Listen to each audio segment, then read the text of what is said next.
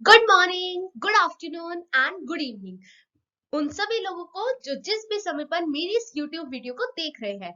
आज हम biology class 12 का चैप्टर नंबर 13 पढ़ेंगे, that is organisms and populations. इससे पहले भी मैं इस चैप्टर पे दो वीडियोस ऑलरेडी अपलोड कर चुकी हूँ, तो जिन बच्चों ने मेरी प्रीवियस वीडियोस नहीं देखे वो प्लीज जल्दी से जाकर मेरी प्रीवियस वीडियो देखें। और आज हम शुरू करते हैं अपने नए टॉपिक दैट इज एडेप्टेशन से। एडेप्टेशन से शुरुआत करते हुए मैं आपसे एक क्वेश्चन पूछना चाहती हूँ कि एडेप्टेशन होता क्या है। आपने ये वर्ड अपनी डे टू डे लाइफ में तो बहुत बार सुना होगा, पर आप में से कुछ ऐसे स्टूडेंट्स भी होंगे जिनको इसका मतलब नहीं पता होगा। What is adaptation?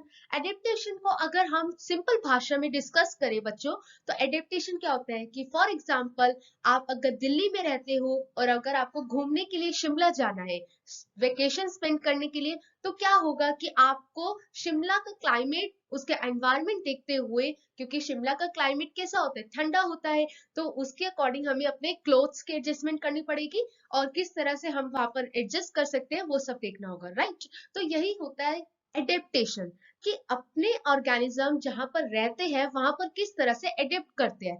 बिकॉज जो दिल्ली वाले होंगे वो उनको उनको हमेशा ऐसे क्लाइमेट की आदत होगी जो ना ज्यादा ठंडा रहता है और जो ना ज्यादा गर्म रहता है, राइट। तो शिमला में ज्यादातर ठंड पड़ी रहती है, तो वहां के लोगों को वैसी एडेप्टेशन होती है। तो सिमिलरली एडेप्टेशन क्या होता है, जब हम बहुत सारे ऑर्गेनिज्म को कंसीडर करते हुए चलते हैं, while considering the various alternatives available to organisms, वो क्या कैसे कॉप अप करते हैं बाहर के एक्सट्रीम एनवायरनमेंट से। For कॉपिंग with extremes in their environment, हम देखते हैं, we have seen that some are able to respond through certain physiological adjustment। हम ऐसा देखते हैं कि कुछ ऑर्गेनिज्म ऐसे होते हैं जो फिजियोलॉजिकल एडजस्टमेंट्स करते हैं। फिजियोलॉजिकल एडजस्टमेंट वो क्या होता है? वो होता है जैसे अभी हमने एग्जांपल लिया कि हमें थोड़े एक्स्ट्रा क्लोथ्स लेके जाने पड़ेंगे। क्लोथ्स क्यों लेके जाने पड़ेंगे? क्योंकि हमारा जो शरीर है वो वहां के क्लाइमेट के अकॉर्डिंग एडजस्ट नहीं कर पाएगा। हमें ठंड लगेगी, हम कांपते रहेंगे, तो हमें घूमने का अच्छे से मजा नहीं आएगा। तो हमें क्या किया, इस तरह से फिजियोलॉजिकल एडजस्टमेंट की कि हम कपड़े ज्यादा ले जाते हैं, तो हमें क्या होगा, वहां पर अच्छे से घूम भी सकेंगे हम। तो यही होते हैं हमारे पास physiological adjustments, while others do so. और कुछ ऐसे ऑर्गेनिज्म होते हैं जो बिहेवियरली इसको रिस्पॉन्स करते हैं। ठीक है, तो यहाँ पर एडेप्टेशन के प्रति हम किस तरह से रिस्पॉन्ड करते हैं एनवायरमेंट में, वो दो मेथड है, एक फिजियोलॉजिकल एडजस्टमेंट्स के अकॉर्डिंग और एक बिहेवियर, यानी कि हम माइग्रेट कर सकते हैं temporarily to less stressful habitat. जैसे हमने लास्ट वीडियो में डिस्कस किया था, माइग्रेट एंड सस्पेंड वाली एक्टिविटीज, वो यहाँ पर बिहेवियरली बताई गई है। These responses are also actually their adaptation। और ये जो बिहेवियर रिस्पॉन्स जो आपको शो कर रहे हैं वो क्या है, एक्चुअल में उनकी एडेप्टेशंस है, right? So we can say that the adaptation is any attribute of the organism। तो हम ऐसे कह सकते हैं कि जो एडेप्टेशन होता है वो किसी भी ऑर्गेनिज्म का एट्रीब्यूट होता है, चाहे वो मोर्फोलॉजिकल हो, चाहे वो फिजियोलॉजिकल हो या फिर बिहेवियरल हो। ठीक है, तो कोई भी एट्रीब्यूट जो इनेबल करते हैं ऑर्गेनिज्म को कि वो रिस्पॉन्स कर सके, रिप्रोड्यूस कर सके एंड सरवाइव कर सके अपने ही हैबिटेट में। ठीक है, राइट। तो ऐसे अपना क्वेश्चन आ जाता है मन में कि यहाँ पर, जैसे मैं दिल्ली में रहती हूँ, तो यहाँ पर दिल्ली में डॉग्स जो है वो तो नॉर्मली रह लेते हैं, या क्योंकि यहाँ का क्लाइमेट कैसे, ना ज्यादा ठंडा ना ज्यादा गर्म, राइट। लेकिन शिमला में वहां पर कैसे रह लेते होंगे डॉग्स, इतनी ठंड, उन्हें ठंड लगती होगी तो क्या करते होंगे। तो वो सारी चीजें अब हम इस वीडियो में डिस्कस करने वाले हैं। तो एडेप्टेशन क्या होता है, कोई भी एट्रीब्यूट होता है। एट्रीब्यूट का मतलब क्या होता है कि किस तरह से कोई ऑर्गेनिज्म रिस्पॉन्स करता है ताकि वो अपनी जगह पर सरवाइव कर सके, रिप्रोड्यूस कर सके एंड रिस्पॉन्स कर सके। All right. Many adaptation have evolved over a long evolutionary time and genetically fixed। बहुत सारी adaptation ऐसी है जो बहुत evolutionary time से चलती आ रही है और genetically वो fixed है, यानी कि हम जैसे हमारे पेरेंट्स है, देन उनके हमारे ग्रैंड पेरेंट्स है, तो वो भी तो यहीं पर एक ही जगह पर रहते हैं, तो वो कैसे एडजस्टमेंट्स आती है, वो क्या है, जेनेटिकली फिक्स्ड भी रहती है कुछ adjustments. How kangaroo rats are adapted in deserts. Kangaroo rats कैसे डेजर्ट्स में एडप्ट रह लेते हैं, यानी कि डेजर्ट में आपको सबसे ज्यादा कॉमन चीज यही पता है कि डेजर्ट में पानी की थोड़ी कमी रहती है, ऊपर से वहां का टेम्परेचर काफी हॉट गर्म रहता है, राइट। तो कैसे कंगारू रैट वहां पर एडेप्ट मतलब रह लेते हैं डेजर्ट्स में। तो इसका आंसर है in the absence of an external source of water, जब हमारे पास कोई एक्सटर्नल सोर्स नहीं होता वाटर का, the kangaroo rat in North American deserts is capable of meeting all its water requirements. तो वहां पर जो नॉर्थ अमेरिका के जो डेजर्ट्स होते हैं ना बच्चों, वहां पर कंगारू रैट रह लेते हैं, वाटर की सारी रिक्वायरमेंट्स को भी कंप्लीट कर लेते हैं। कैसे? इंटरनल फैट ऑक्सीडेशन की वजह से। तो इसका रीजन मेन क्या है? इंटरनल फैट ऑक्सीडेशन, जिसमें वाटर जो होता है एक बाय प्रोडक्ट होता है। तो उनके शरीर में एक इंटरनल फैट का ऑक्सीडेशन होता रहता है, ये प्रोसेस चलता रहता है, जिससे वाटर जो है ना प्रोसेस होता है, तो उसका कोई बाय प्रोडक्ट्स भी होते हैं। बाय प्रोडक्ट्स मतलब मेन प्रोडक्ट के अलावा जो एक्स्ट्रा प्रोडक्ट्स बनते हैं, तो वाटर उसमें क्या होता है? बाय प्रोडक्ट के रूप में यूज होता है। तो इसलिए इतना जो जहां पर डेजर्ट ऐसा एरिया जहां पर वाटर की हमेशा कमी रहती है, पानी की एकदम कमी रहती है, वहां पर कैसे कंगारू रैट अपनी वाटर की रिक्वायरमेंट्स को कंप्लीट कर लेते हैं? तो क्यों? क्योंकि उनके शरीर में इंटरनल फैट ऑक्सीडेशन का प्रोसेस चलता रहता है, जिसकी वजह से जो बाय प्रोडक्ट यानी कि जो एक्स्ट्रा प्रोडक्ट बनते हैं उसमें वाटर भी इंक्लूड होता है, इसलिए उनको वाटर उनकी बॉडी से ही मिल जाता है। It also has the ability to concentrate its urine. तो उनके पास, कंगारू रैट के पास एक एबिलिटी ये भी होती है बच्चों कि वो कंसेंट्रेट कर लेते हैं अपने यूरिन को, so that minimum volume of water जो है एक्सक्रीटरी प्रोडक्ट्स में यूज हो सके। आप सभी बच्चों को पता होगा कि जब हम एक्सक्रीशन का प्रोसेस देखते हैं, एक्सक्रीटरी प्रोडक्ट्स जो होते हैं उनके साथ वाटर का बहुत ज्यादा रिक्वायरमेंट पड़ती है, क्योंकि वाटर की वजह से ही ना जो वेस्ट प्रोडक्ट्स होते हैं वो रिमूव होते हैं बॉडी में से। तो उनके पास ऐसी एबिलिटी भी है कि वो अपने जो यूरिन की कंसेंट्रेशन है उसको खुद से मेंटेन कर सकते हैं, ताकि उनको एक्स्ट्रा वेस्ट प्रोडक्ट्स रिमूव करने के लिए कम से कम पानी की रिक्वायरमेंट पड़े। तो इस तरह से आपको पिक्चर में दिखा रखा है कि किस तरह से कंगारू रैट जो होते हैं ना डेजर्ट एरिया में रह लेते हैं। ठीक है, किसकी वजह से? बिकॉज उनकी बॉडी के अंदर इंटरनल फैट ऑक्सीडेशन चलता है, जिसमें वाटर जो होता है एक बाय प्रोडक्ट के रूप में इस्तेमाल होता है। आई होप आप समझ गए होंगे इसका आंसर। नेक्स्ट बढ़ते हैं अपने नेक्स्ट क्वेश्चन की तरफ। How deserts plant cope up. ये तो थी कंगारू रैट की बात, वो कैसे कोप अप करता है ये आप आई होप सारे समझ गए होंगे। अब बात करते हैं डेजर्ट प्लांट कैसे कोप अप करते हैं इन सब चीजों से। तो सबसे पहले तो क्या होता है कि जो many desert plants have a thick cuticle on their leaf surface. बहुत सारे ऐसे डेजर्ट प्लांट्स होते हैं जिनके पास क्या होता है? थिक क्यूटिकल होते हैं उनके लीफ सरफेस पे। अगर आपने प्रीवियस चैप्टर्स पढ़े होंगे तो आपको बहुत अच्छे से समझ आ गया होगा कि जो लीफ सरफेस होता है उन पे क्यूटिकल्स प्रेजेंट होते हैं, वो काफी मोटे प्रेजेंट होते हैं, और उनके पास स्टोमेटा भी होता है जो डीप पिट्स में अरेंज्ड होता है। तो दो रीजन हो गए, एक तो उनके जो थिक क्यूटिकल प्रेजेंट होते हैं लीफ सरफेस पर, और दूसरा स्टोमेटा होता है जो अरेंज्ड होता है ताकि ताकि वो क्या कर सके? मिनिमाइज कर सके वाटर लॉस को ट्रांसपीरेशन के समय। यानी कि आपके पास कोई भी प्लांट हो, प्लांट में लीफ सरफेस पर थिक क्यूटिकल प्रेजेंट होता है। थिक क्यूटिकल से एक रीजन ये हो गया कि कम से कम पानी यूज मिनिमाइज हो सके, और दूसरा स्टोमेटा। स्टोमेटा से क्या होता है? वाटर का लॉस कम होता है through the process of transpiration. They also have a specialised photosynthetic pathway. तो उनके पास फोटोसिंथेसिस प्रोसेस करने का एक स्पेशलाइज्ड पाथवे है, अच्छा सा रास्ता है, स्पेशल रास्ता है, जिसे CAMP कहते हैं, that enables this stomata to remain close during day time. तो वो क्या करता है? ये हेल्प करता है कि स्टोमेटा जो है डे टाइम के समय बंद रहे, क्लोज रहे। क्यों क्लोज रहे? ताकि ताकि कम से कम लॉस हो सके वाटर का through the process of transpiration. तो इसका आंसर आपको ऊपर वाली लाइन में मिलेगा कि स्टोमेटा डे टाइम पे बंद कैसे रहता है? एक स्पेशलाइज्ड प्रोसेस फोटोसिंथेटिक पाथवे जिसे कहते हैं CAM। मैंने CAM की फुल फॉर्म इसलिए नहीं यहाँ पुट अप की क्योंकि this is your homework, this is your homework. आपकी क्या एफर्ट्स करते हो आपकी CAM की फुल फॉर्म आप मुझे कमेंट बॉक्स में जरूर लिख के बताएंगे कि CAM क्या होता है। ऑलराइट स्टूडेंट्स, तो क्या होता है कि स्टोमेटा जो होता है डे टाइम पे बंद रहे ताकि कम से कम वाटर का लॉस हो सके through the transpiration process, transpiration process के समय। ठीक है, तो ये आपको डेजर्ट प्लांट्स दिखाए गए हैं, और दो रीजन हो गए, एक तो स्टोमेटा जो होता है वो अच्छे से अरेंज्ड होता है, और दूसरा थिक क्यूटिकल प्रेजेंट होता है उनके लीफ सरफेस पर। The third point is Opuntia. Opuntia आप सभी को पता है, अपुंशिया कौन होता है? कैक्टस। यस, कैक्टस को कहते हैं अपुंशिया। सम डेजर्ट प्लांट्स लाइक अपुन्शिया, इसके बारे में कौन नहीं जानता। अपुन्शिया जो होता है कैक्टस डेजर्ट प्लांट होता है, have no leaves, they are reduced to spice, इनके पास कोई लीव्स नहीं होती, तो लीव्स जो होती है ना बच्चों वो स्पाइस में रिड्यूस्ड हो जाती है। And the photosynthetic function is taken over the flattened stems, जो स्टेम्स होती है ना वहां पर फोटोसिंथेटिक फंक्शन इनका कंप्लीट होता है।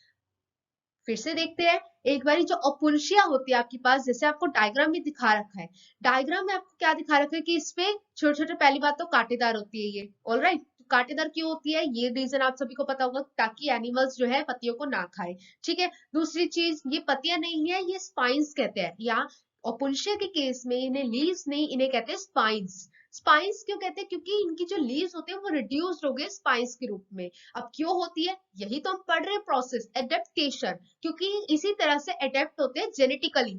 और इनकी जो, क्योंकि हम कहते हैं फोटोसिंथेटिक प्रोसेस जो होता है कहाँ से होता है, लीव्स से, लेकिन इनमें क्या होता है, स्टेम्स से, जो पतली पतली स्टेम्स होती है, फ्लैटेंड स्टेम्स, एकदम फ्लैट हुई हुई, वहां से इनका फोटोसिंथेटिक फंक्शन जो होता है वो कंप्लीट होता है। ठीक है, आई होप आप क्लियर हो गया होगा।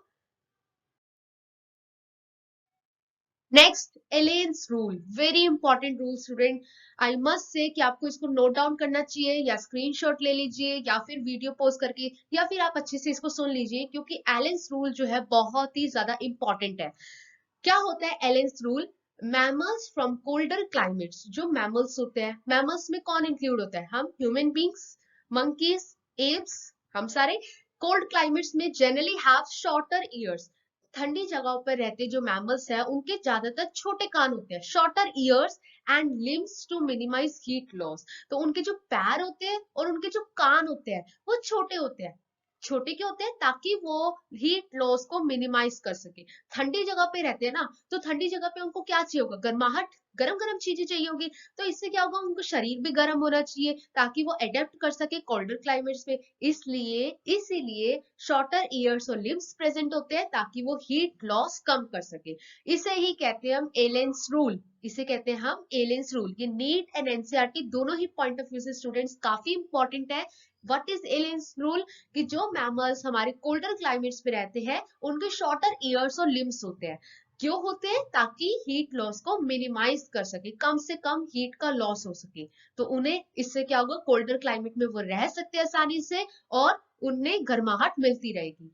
In the polar seas, aquatic mammals like seals have a thick layer of fat. Polar seas में क्या होता है, जो ठंडे ठंडे समुद्र होते हैं हमारे पास, जो एक्वेटिक एनिमल्स उनमें रहते हैं, राइट, जैसे कि जिसका एग्जांपल है एक सील्स, इसमें क्या होता है, उनके पास फैट की एक थिक लेयर होती है, मोटी लेयर होती है फैट की, जिसे क्या कहते हैं, blubber, blubber below their skin that acts as an insulator and reduces loss of body heat। सभी ने फिजिक्स पढ़ रखी है, सभी को पता है इंसुलेटर का मतलब क्या होता है, तो उनकी बॉडी पर एक थिक लेयर, मोटी फैट की लेयर होती है जिसे ब्लबर कहते हैं, तो वो क्या कैसे एक्ट करती है, इंसुलेटर की तरह एक्ट करती है, और सेम बॉडी हीट को लॉस करने से बचाती है, राइट। तो ये है हमारे पास एलेंस रूल, कि आप देखते हो कि ठंडी ठंडी जगहों पर भालू रहते हैं, जैसे पोलर बियर कहते हैं, ठीक है, और कुछ डॉग्स भी रहते हैं, और भी एनिमल्स है जो रहते हैं, इसीलिए रहते हैं क्योंकि ये एलेंस रूल को फॉलो करते हुए। तो एलेंस साइंटिस्ट ने ढूंढा होगा इसे,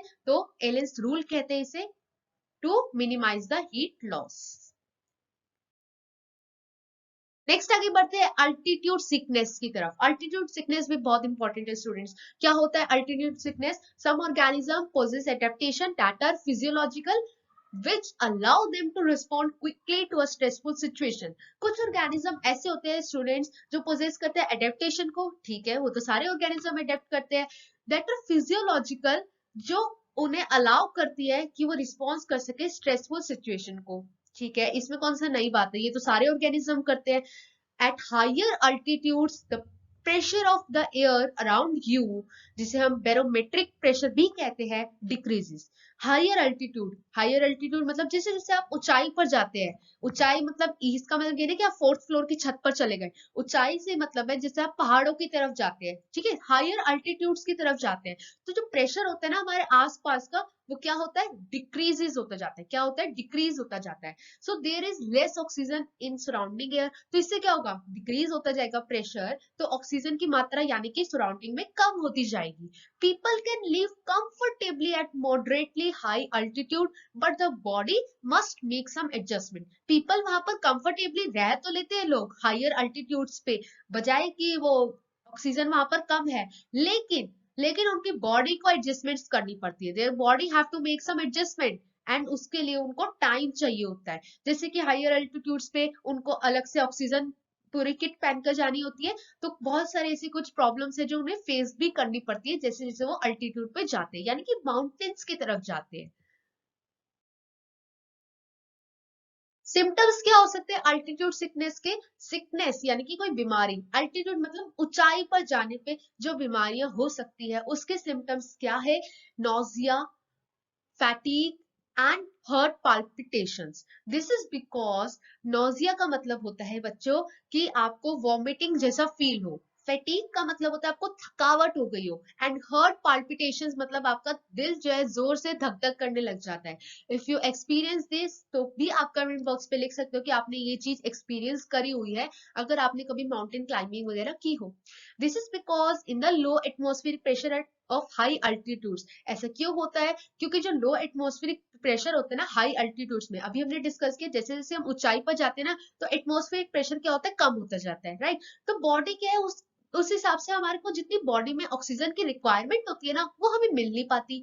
but gradually you get acclimatize and stop experiences at altitude sickness। पर ग्रेजुअली मतलब धीरे धीरे, क्योंकि हमारी बॉडी को थोड़ा टाइम लगता है एडजस्टमेंट करने में, ऑक्सीजन गैप करने पे, तो इसलिए इसलिए क्या होता है थोड़ी देर बाद हम अल्टीट्यूड सिकनेस को एक्सपीरियंस कर लेते हैं, यानी कि अब हमने हमारी बॉडी ने एडजस्ट कर लिया है। ठीक है, तो the body compensates low oxygen availability by increasing red blood cell production. तो बॉडी इस लो ऑक्सीजन की अवेलेबिलिटी को कैसे कंपेंसेट कर सकती है कि ऑक्सीजन की मात्रा बॉडी में वापस से फिर तेज हो जाए? तो वही चीज है कि बॉडी अभी एडजस्ट कर रही है, तो हमें थोड़ा टाइम लग जाता है कि हम इसे एक्सपीरियंस कर पाए। तो इंक्रीज कर सकती है वो रेड ब्लड सेल्स की प्रोडक्शन, यानी कि अगर हम आरबीसी की प्रोडक्शन को इंक्रीज करते तो हमारी बॉडी में ऑक्सीजन की मात्रा एकदम इक्वल हो जाएगी अल्टीट्यूड पर होकर भी। डिक्रीज कर दे binding capacity of haemoglobin and by increasing breathing rate. तो हम हीमोग्लोबिन की कैपेसिटी, बाइंडिंग कैपेसिटी को डिक्रीज करके और ब्रेथिंग रेट, लंबी लंबी सांसें लेना शुरू कर दे तो हम इससे बच सकते हैं। ठीक है, तो nausea, fatigue and heart palpitations ये कुछ बीमारियां हैं जो हो जाती है अल्टीट्यूड सिकनेस के सिम्टम्स है। ठीक है, next in most animals the metabolic reactions होती है, फिजियोलॉजिकल फंक्शंस प्रोसीड करते हैं ऑप्टिमली। जैसे आपको पता है हमारा ह्यूमन बीइंग का जो नॉर्मल टेम्परेचर है रेंज 37 डिग्री सेल्सियस है, बट देयर आर कुछ ऐसे माइक्रोब्स होते हैं आर्की बैक्टीरिया हो गए जैसे, जो फ्लोरिश कर सकते हैं हॉट स्प्रिंग्स को, डीप सी हाइड्रोथर्मल वेंट्स को, जहां पर टेम्परेचर जो होता है ना 100 डिग्री सेल्सियस से एक्सीड कर देता है। सॉरी स्टूडेंट्स, ये 1000 नहीं है, ये 100 डिग्री सेल्सियस है। ऑलराइट, आपको समझ आ गया होगा। तो ये 100 डिग्री सेल्सियस है। तो ऐसा क्या होता है कि जो कुछ आर्की बैक्टीरियाज होते हैं वो क्या कर सकते हैं? कॉप अप कर सकते हैं 100 डिग्री सेल्सियस से भी ज्यादा तक। ठीक है, वो इतनी गर्मी को सहन कर सकते हैं। How is this possible?